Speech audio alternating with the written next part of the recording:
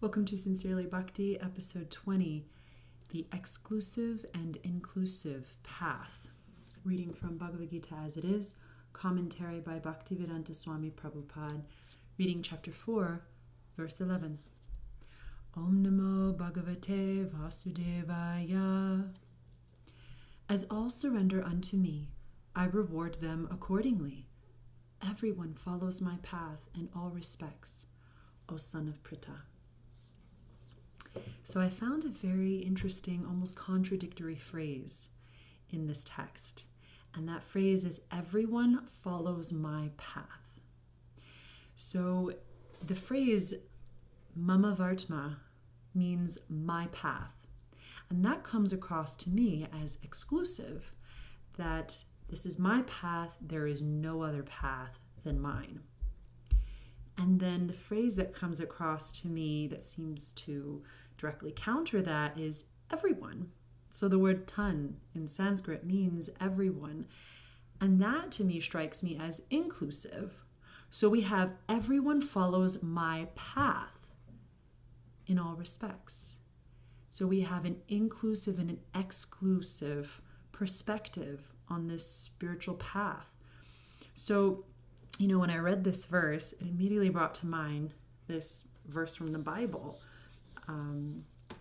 John 14:6. I'm the way, the truth, and the life. The only way to the Father is through me. And so in this verse, Jesus is denying that there are many paths to God. I think where it's often a little controversial is that the only path to God is through Jesus Christ. No other path in this world is legitimate. So what I can appreciate, though, is the spirit of that verse is that there is one path. Krishna says in this verse that it's my path. Everyone follows my path. And there's also an inclusive aspect to the fact that everyone is on that path. And so Srila Prabhupada writes, all kinds of spiritual processes are but different degrees of success on the same path. So yes, there is one path. There are not thousands or millions of paths to God. There's one path, and we're all on it, though. And we're all having a different degree of success on that path. And, what is success? And why are we on this path? And Srila Prabhupada begins his purport for this verse in a very sweet and eloquent way. He writes, everyone is searching for Krishna in the different aspects of his manifestations. So that's why we're on this path. We're all searching for Krishna. And we're searching for that relationship. And when we're on this path, we have different expressions of that relationship. And at the end of the day, there's only one relationship that is inherent within the soul. And so it brings to mind an image that we have Bhagavan, which is God, and Bhakta, which is the spirit soul. And between Bhagavan and Bhakta, there's a relationship. So that relationship is called Bhakti. And what is my expression of that relationship with God? And so maybe it means I'm very close. Maybe it means I'm very far away. Maybe I'm estranged. Maybe I'm actually deeply connected. Whatever that is, it's still one relationship. And there are varying degrees of success. And if we look at that relationship as a love and devotion, there are ways that we can improve and revitalize that relationship to feel truly connected to God. And by connecting to God, we actually have deeply loving, meaningful relationships with everyone else. So, that path means that we're cultivating love. And bhakti is often translated as devotional service. So there's the mood of devotion and there's the action that goes with it.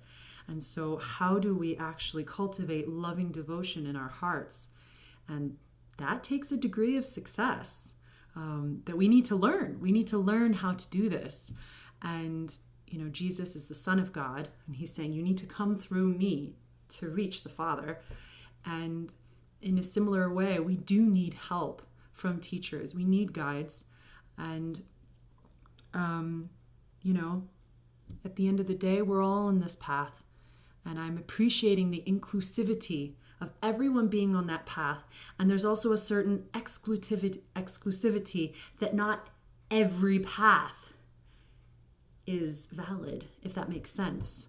That actually cultivating bhakti within our hearts, that is the path. And learning how to do so is what we're all searching for. Everyone is searching for Krishna. We're searching for God. And so I was thinking, what a beautiful marriage of understanding that the exclusivity is meant to inspire us to get clear and to get strong on this path and to increase that success of loving relationships.